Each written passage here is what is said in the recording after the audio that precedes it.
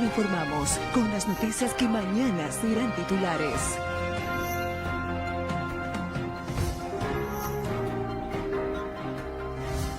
Las noticias de mañana. Buenas noches, comienza el segmento internacional del programa Las Noticias de Mañana, directamente desde Santa Cruz de la Sierra, Bolivia.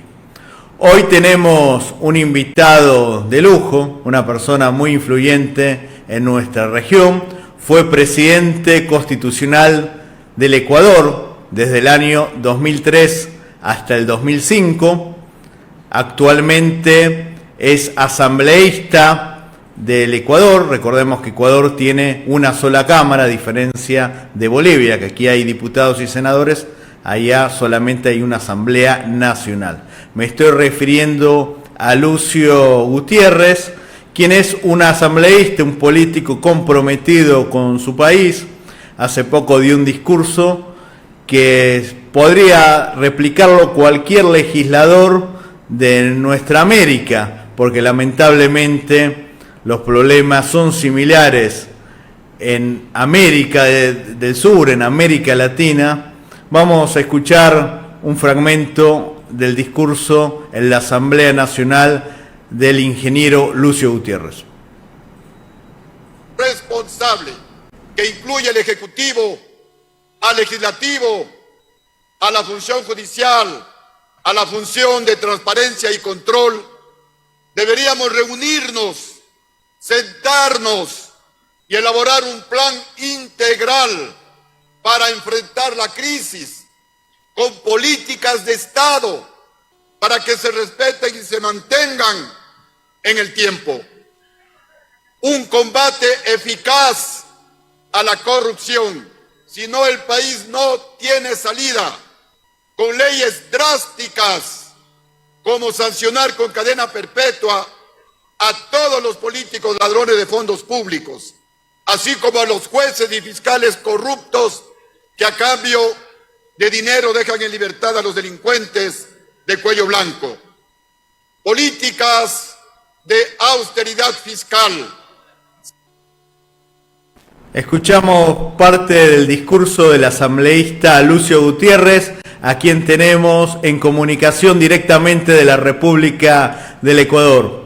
Lucio, muy buenas noches. Buenas noches, un gusto inmenso poder saludar a la hermana República de Bolivia, desearle pues el mejor de los éxitos, pedirles a los asambleístas y senadores, diputados y senadores, que sigan trabajando en beneficio de ese pueblo que todavía pues aspira a mejorar sus condiciones, a solucionar sus problemas, y desde aquí hacemos fuerza para unirnos, para aportar con nuestras experiencias, con nuestros éxitos y también con nuestros fracasos, para que los éxitos ojalá pues sean tomados en cuenta en Bolivia y en América Latina, y los errores que cometimos obviamente pues no los cometan gobiernos de nuestros países hermanos. Así que estamos listos. Muchas gracias por esta invitación, Juan Cruz Castiñeiras, y un abrazo a todos los amigos de Bolivia y especialmente de Santa Cruz, una ciudad y una región muy bonita. Tuve el gusto, el honor de visitar cuando ejercía las funciones de presidente de la República. Un abrazo, amigos de Santa Cruz. Recién escuchamos parte de tu discurso en la Asamblea, y este discurso no lo puede decir cualquiera, lo tiene que decir alguien que pueda mirar con la frente en alto a sus compatriotas, alguien que no haya cometido delitos. Tú fuiste investigado luego de dejar la presidencia y no te han comprobado nada, y ahora estás haciendo una lucha frontal contra la corrupción. ¿Nos puedes decir este mal que aqueja no solo a Ecuador, sino a varios países de la región? Como dije en la introducción, este discurso lo podría haber dicho cualquier legislador de cualquier país de nuestra América, porque lamentablemente un enemigo de la política, de la buena política, tiene que ser la corrupción. Sí, definitivamente, yo sigo manteniendo que aquí en el Ecuador y en algunos países de la región, lamentablemente, la institucionalidad democrática colapsó, no da más. Nuestros países necesitan ser refundados. Aquí en el Ecuador nosotros proponemos que en consenso se elabore una nueva Constitución de la República, un nuevo Código Orgánico Integral Penal en donde se sancione con cadena perpetua a los políticos ladrones de fondos públicos, a los jueces y fiscales corruptos que a cambio de dinero dejan en libertad a delincuentes de cuello blanco, delincuentes sicarios, a narcotraficantes, y también sancionar con cadena perpetua a delitos execrables como el sicariato, la violación, el femicidio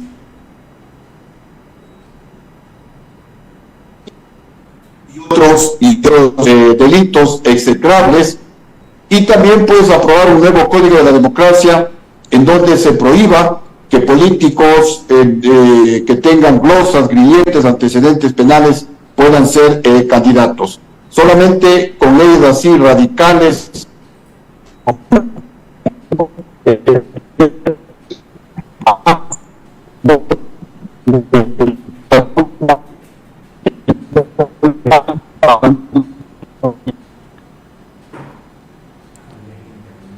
Sí, a veces tenemos este problema cuando nos queremos comunicar con la República del Ecuador, que el internet es deficiente. Seguramente estás en Quito, que tiene una geografía bastante complicada con el tema de las telecomunicaciones.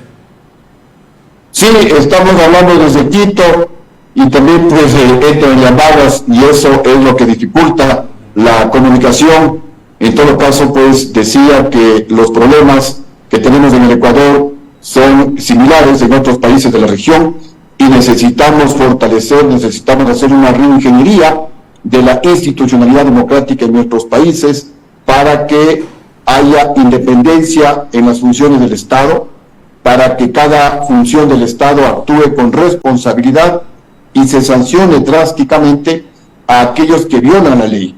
Los responsables de la tragedia nacional en nuestros países son los políticos ladrones que causan mayor daño inclusive que los narcotraficantes, porque justamente estos políticos ladrones son los que se roban el dinero de las universidades públicas, son los que se roban el dinero de las medicinas que no existen en los hospitales públicos, son los que se roban el dinero para mejorar, para reconstruir las carreteras que se encuentran dañadas en nuestros países. Y son estos políticos delincuentes los que después permiten que haya narcojusticia en nuestros países porque se financian con el dinero del narcotráfico, y una vez que ocupan una posición pública, estos malos políticos ubican a narcojueces, ubican a narcofiscales y se va caminando en la dirección peligrosa de convertir a nuestras naciones, al menos ese peligro. Incluso, Lucio, disculpa que te interrumpa, tú combatiste a la corrupción desde el gobierno, incluso incautaste bienes mal habidos. Esto quizás te costó el cargo de presidente, porque luego te destituyeron en el 2005. ¿Nos puedes contar tu combate a la corrupción desde la presidencia de la República?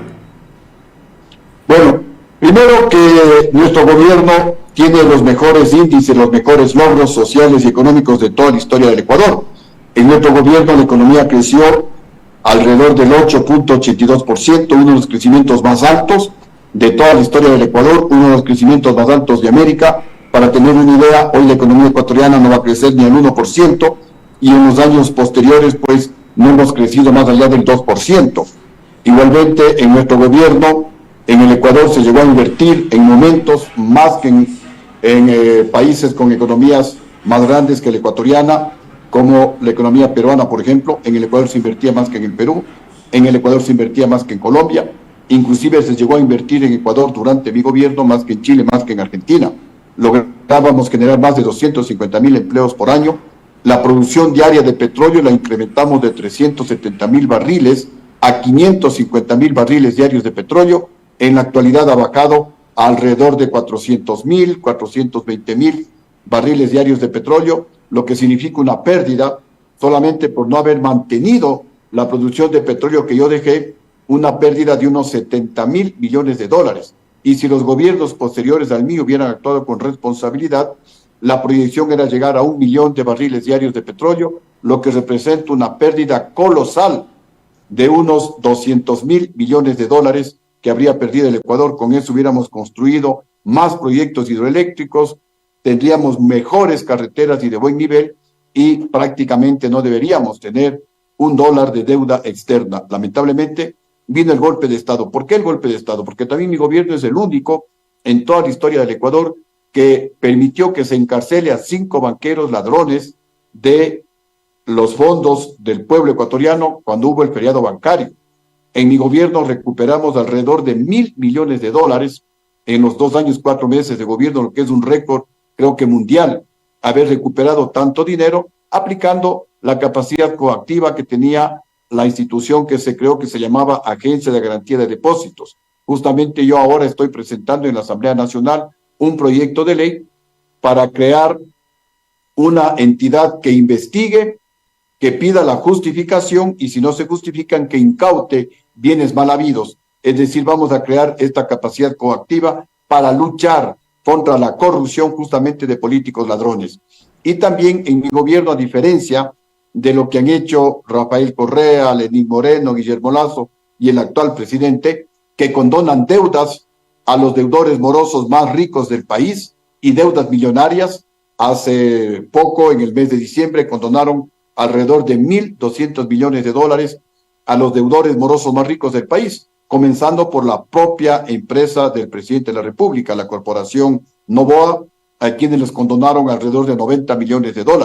Y esta es la 7ª vez que condonan deudas, y luego esa condonación de $1.200 millones la van a cobrar a la clase media, al pueblo ecuatoriano, incrementando el IVA del 12 al 15%. Yo me he opuesto tenazmente a este robo legalizado a través de la Asamblea Nacional para luego pues cobrarle al pueblo ecuatoriano. Cuando yo fui presidente no condonamos deudas, incautamos bienes a los más ricos del país, 190 deudores morosos, entre ellos al hermano del expresidente León Febres Cordero.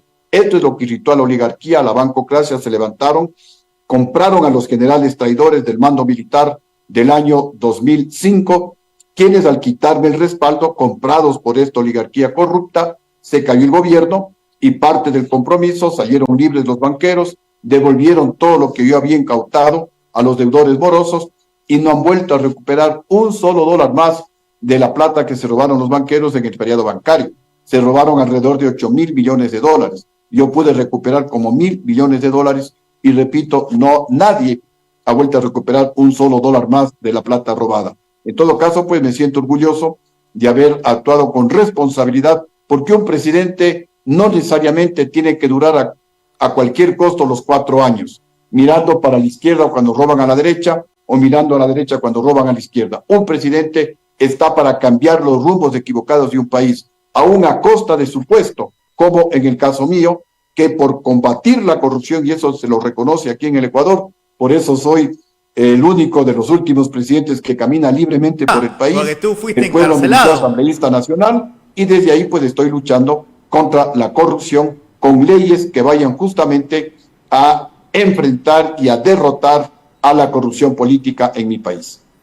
Un tema que preocupa, yo conozco Perú, viví 4 años allá, conozco Ecuador, bastantes provincias de la costa y de la sierra, eran países tranquilos como Bolivia hace no mucho tiempo. Y hoy lamentablemente están azotados por el crimen, por la delincuencia, el crimen transnacional. Recordemos que el año pasado un candidato presidencial, el ex asambleísta Fernando Villavicencio, fue asesinado por un par de sicarios, por un grupo de sicarios colombianos. En Perú, el Tren de Aragua de Venezuela está amenazando de muerte a los jefes policiales y vemos que todavía aquí en Bolivia se conserva un gran tesoro que es la paz. ¿Cómo se puede hacer para evitar que los males que vive Perú y Ecuador se multipliquen en otros países como Bolivia? ¿Cómo puedes recomendarle a la clase política y a tus colegas legisladores bolivianos evitar que la desgracia que está sufriendo lamentablemente hoy Ecuador y Perú no ocurra aquí en Bolivia? Bueno, los errores que se cometieron aquí en el Ecuador fueron, por ejemplo, cuando yo fui presidente, ante la amenaza que teníamos de la narcoguerrilla de las FARC al norte del Ecuador, en la frontera con Colombia, y la narcoguerrilla de Sendero Luminoso al sur de nuestro país, en la frontera con el Perú. Yo impuse el requisito del pasado judicial, que eso significaba que los extranjeros que ingresaban por vía terrestre debían demostrar pues que no tenían antecedentes penales para que ingresen a nuestro país. Hacíamos permanentes patrullajes y delincuentes capturados eran inmediatamente repatriados a sus países de origen. Uno de los delincuentes más famosos que se capturaron en mi gobierno fue el señor Simón Trinidad, que era uno de los 7 comandantes del secretariado de las FARC. Era reclamado por el gobierno de Colombia y lo enviamos al gobierno colombiano. Manteníamos un permanente control del espacio aéreo ecuatoriano. Se mantuvo también un convenio que teníamos con los Estados Unidos para que desde la base ecuatoriana de Manta, usando tecnología, se controle y se combata a los carteles de la droga. Lamentablemente, en el gobierno de corte socialista chavista del expresidente Rafael Correa, se levantó ese requisito del pasado judicial, con lo cual se permitió el libre ingreso a nuestro país. No se renovó el convenio para que desde la base ecuatoriana de Manta se combata con tecnología a los carteles de la droga, con lo cual los carteles de la droga invadieron el Ecuador de manera rápida. Se aprobó una nueva constitución a la cual nosotros nos oponíamos tenazmente, recurrimos del país haciendo campaña en contra de esa nueva constitución y seguimos en contra de esa constitución. Yo he presentado varias enmiendas a esa constitución porque hay unos 4 artículos que son los que le convirtieron al Ecuador en lo que es ahora y que les advertíamos en el año 2008 a los ecuatorianos que si se aprobaba esa constitución se le iba a convertir al Ecuador en un basurero de la delincuencia internacional y en un paraíso de los carteles de la droga. Tenemos un artículo, el 11.2, que dice que nadie puede ser discriminado, entre otras cosas, por la religión, el color de la piel, la inclinación sexual, la ideología, etcétera, pero luego dice también, y por el pasado judicial. Nadie puede ser discriminado por el pasado judicial. Es decir, alguien que tenga en su pasado judicial que ha sido pedófilo, violador de niños, que ha sido sicario, asesino, que ha sido narcotraficante, no puede ser discriminado en el Ecuador. Nosotros estamos viendo que se elimine. Y esto no es regresión de derechos, esto es respetar más bien los derechos de la gente buena en el Ecuador. También se aprobó un artículo, el número 79, que menciona que nadie puede ser extraditado. Y entonces, pues, le convirtieron al Ecuador, como decía, en un paraíso de los carteles de la droga. Ningún delincuente, especialmente un narcotraficante, no puede ser extraditado. Y nosotros, pues, por reciprocidad, tampoco podemos pedir la extradición de delincuentes que, por ejemplo, están en los Estados Unidos. Entonces, nosotros habíamos pedido la enmienda de este artículo para que se permita la extradición de doble vía, tanto delincuentes ecuatorianos cuando sean reclamados por un país amigo, y también pues que el Ecuador por reciprocidad pueda reclamar delincuentes ecuatorianos que se encuentren en esos países amigos. Hay el artículo 416, numeral 6, que permite el concepto de la ciudadanía universal, con lo cual al Ecuador puede entrar cualquier persona, nadie le pregunta el nombre, nadie le pregunta antecedentes empresariales, comerciales, profesionales, se instalan en el Ecuador y hacen prácticamente lo que les convenga. Es decir, pueden venir acá miembros de bandas delincuenciales internacionales, miembros de carteles de la droga, nadie les pregunta qué vienen, se han instalado en el Ecuador a sembrar el terror en nuestro país. Y también hay otro artículo, el número 77, que dice que la prisión o la privación de libertad, que aquí también se la conoce como prisión preventiva, la privación de libertad no será la regla general. Ahí nosotros estamos presentando una enmienda, excepto en delitos como peculado, sicariato, narcotráfico, femicidio y todos los delitos contra la administración pública, en donde la prisión preventiva será obligatoria. Porque ¿qué es lo que pasa? Un ladrón de cuello blanco de fondos públicos, como no es obligación la prisión preventiva, inmediatamente que le inician una indagación previa, huye del país. Y luego se declaran perseguidos políticos. Lo propio hacen sicarios, lo propio hacen narcotraficantes. Y por eso con estos 4 artículos fundamentalmente le convirtieron al Ecuador en lo que es ahora, un basurero de la delincuencia internacional y un paraíso de los carteles de la droga. Estos errores son los que no se deben repetir en los países vecinos. Esta corriente del socialismo chavista del siglo XXI es el que mató al Ecuador. es el que a esa isla de paz que era el Ecuador le convirtieron ahora en un infierno y en uno de los países más violentos y más corruptos de América y del mundo. Y este mal ejemplo, esta tragedia que estamos viviendo en el Ecuador, ojalá pues no la imiten, ojalá no la sigan los países y ojalá los bolivianos pues mantengan realmente a toda costa esa paz, porque la paz realmente no tiene precio, la tranquilidad de nuestro pueblo no tiene precio. Aquí en el Ecuador, la gente buena, estamos en casa, estamos enrejados y los delincuentes son los que están en las calles. La gente buena no podemos portar armas, los delincuentes andan armados hasta los dientes, porque también en el gobierno del expresidente Correa se desarmó a la población civil. En mi gobierno había el permiso para portar armas, las personas que cumplían requisitos de posibilidad de ser asaltados, de tener pues un equilibrio emocional, ciertos exámenes psicológicos, y no hay una sola persona que tenía el permiso para portar armas que la haya mal utilizado para asaltar a alguna otra persona, para delinquir. Y más bien pues se convierte en un ambiente disuasivo para el sicario. Aquí la gente buena no podemos portar armas y es por eso que los sicarios ingresan a restaurantes, ingresan a edificios, ingresan a casas, a urbanizaciones y hacen de las suyas. Incluso hace poco entraron en un canal de televisión.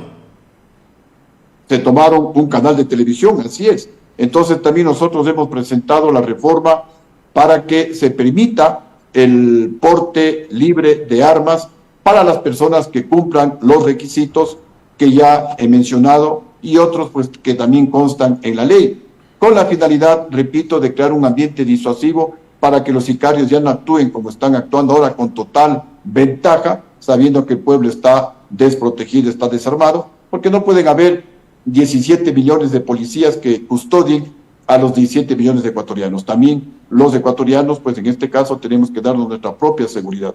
Es decir, todas estas novelerías del socialismo chavista del siglo XXI le han hecho un daño tremendo a nuestra América Latina.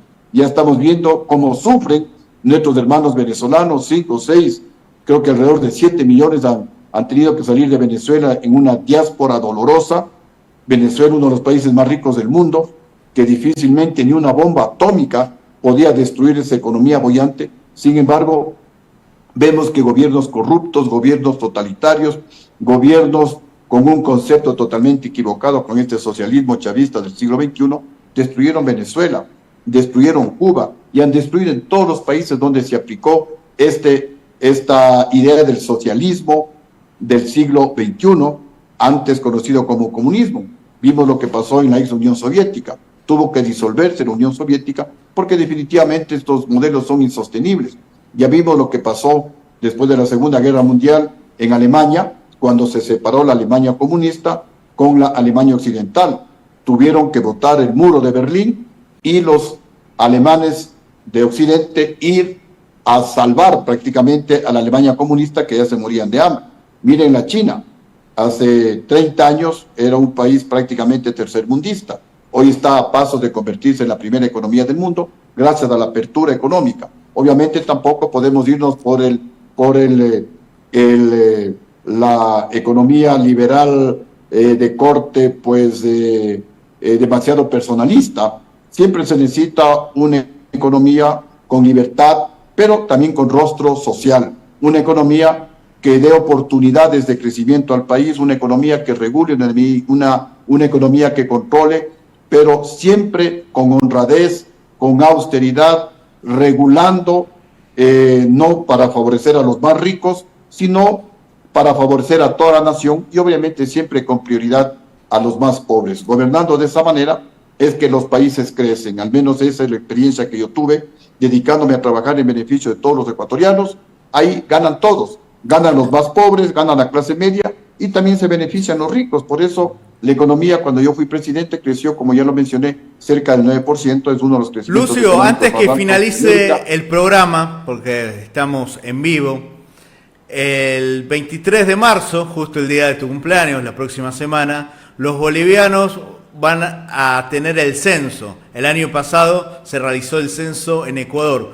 ¿Cuál es la experiencia que tuvieron con el censo ecuatoriano del año 2023? A ver, un censo siempre es positivo porque se recaba información.